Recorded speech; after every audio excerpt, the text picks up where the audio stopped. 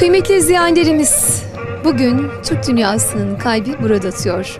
Nogay Türklerinden Avrasya Türklerine, Kazaklardan Kırgızlara, Türkmenistan'dan gidebildiğimiz yere kadar gideceğiz bugün. Şu anda neredeyiz efendim? Şu anda Türk dünyası obasını oluşturan Avrasya Türk Dernekleri Federasyonu'nun sorumluluğundaki Avrasya Çadırı'nın içinde bulunuyoruz. Sizin sözünüze başlarken ifade ettiğiniz gibi Türk dünyasının kalbinin attığı çadırdayız şu anda.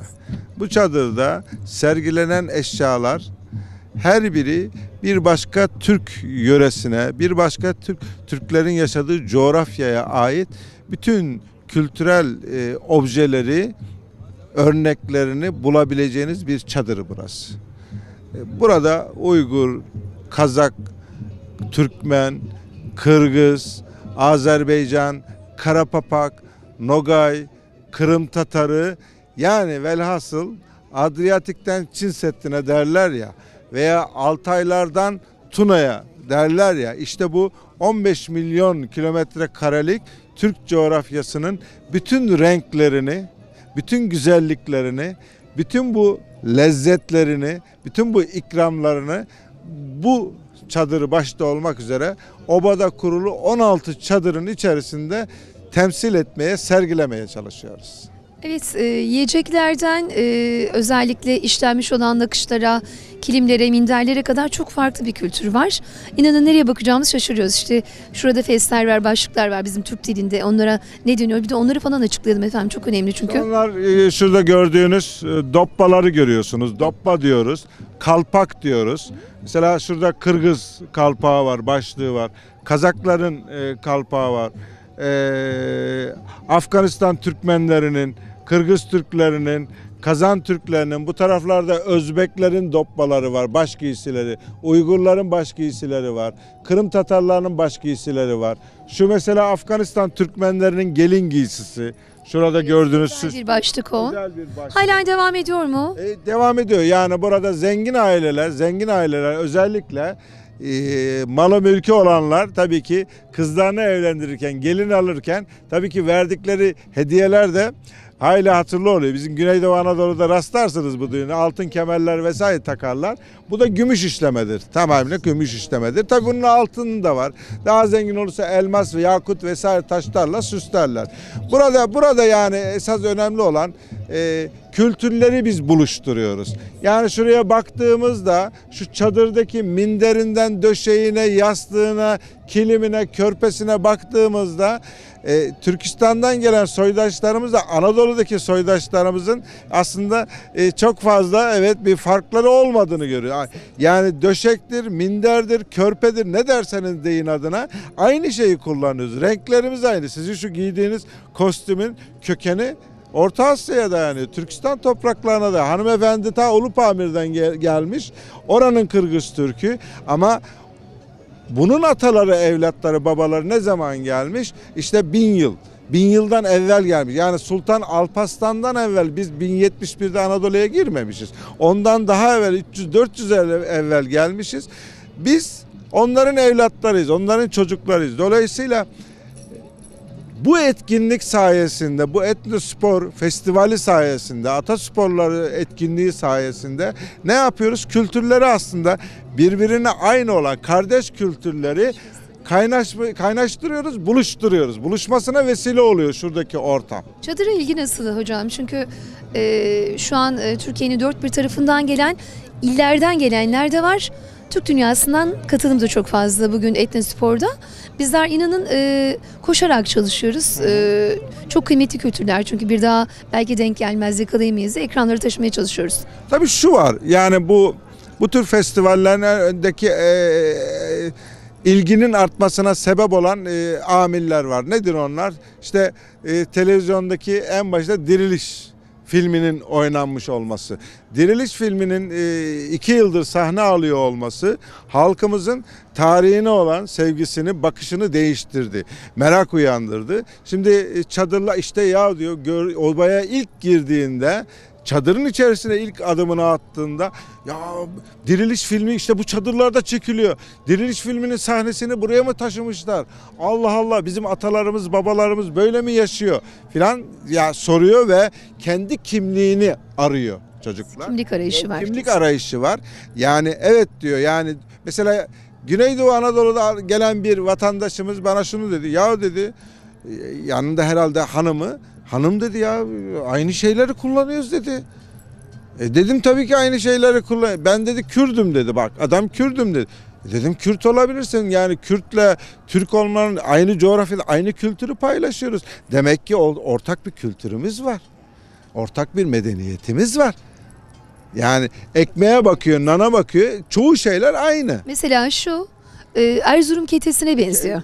Kötebe diyorlar zaten logaylarda. Baktığımda kötebe kete, yani, evet. keteye benziyor. Kete dediniz, doğrudur. Doğru değil mi? Şu Ona benziyor. Kelpekle hani siz Buna şey deriz biz, küçük pişi mi? deriz biz. Küçük pişi Küçük dersiniz. küçük şeyle yoğurtlamayalarız biz Evet. onu, o şekilde yaparız. Bu lokma, bunun şeyini Evet, aynı yaparız. şekilde sıkma derler, lokma derler, küçük küçük.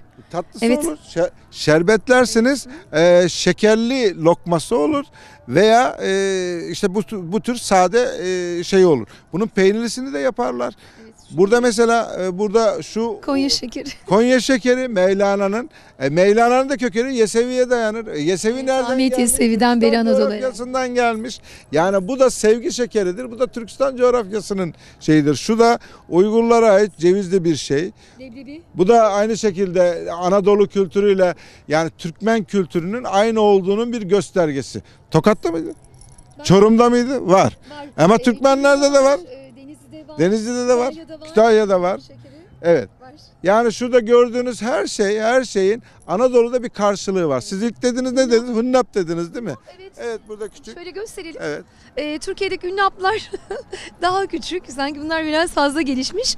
Ama yine ortak paydada buluşuyoruz. Büyük olsa küçük olsa da sonuçta yaşadığımız ve paylaştığımız şey sevgi adına paylaşımlar hepsi. evet. Çok önemli.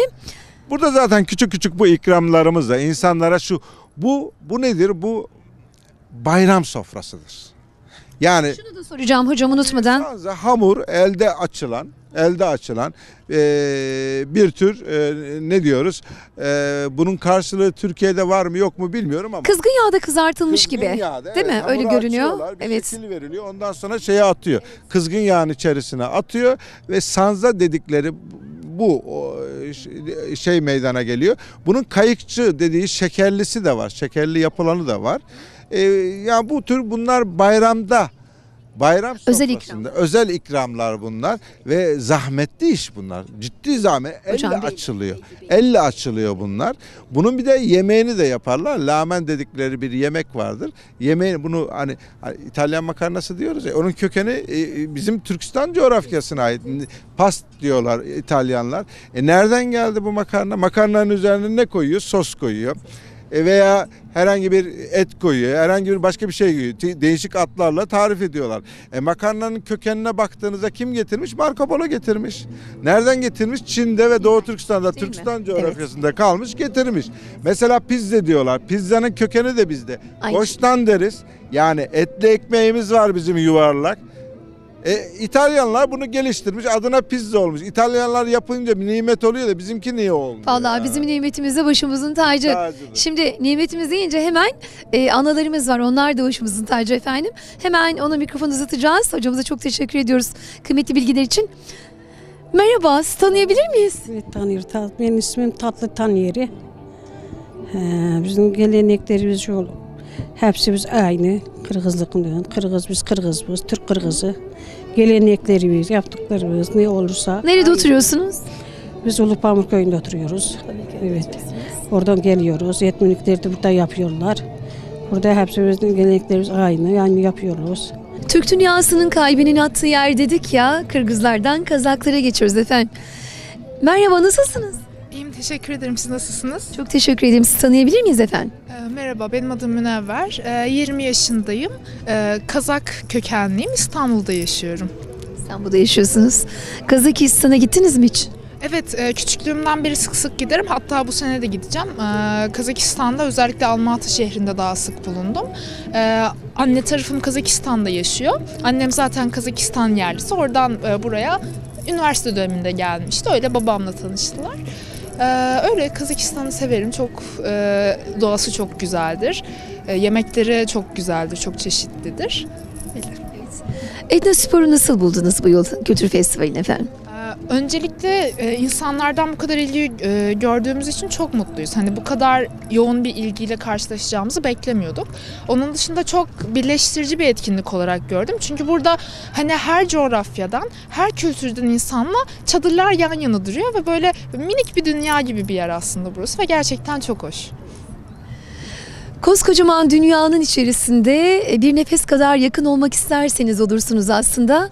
Bizler de o sıcacık nefesleri birbirlerine kaynaştırmak adına geldik. Evet, bizler çok teşekkür ediyoruz bu Türk dünyasının kalbinin atmış olduğu çadırdan. Hepinize sevgi ve selamlar diyoruz. Şöyle hepimiz bir el sallayalım mı Türk dünyası efendim?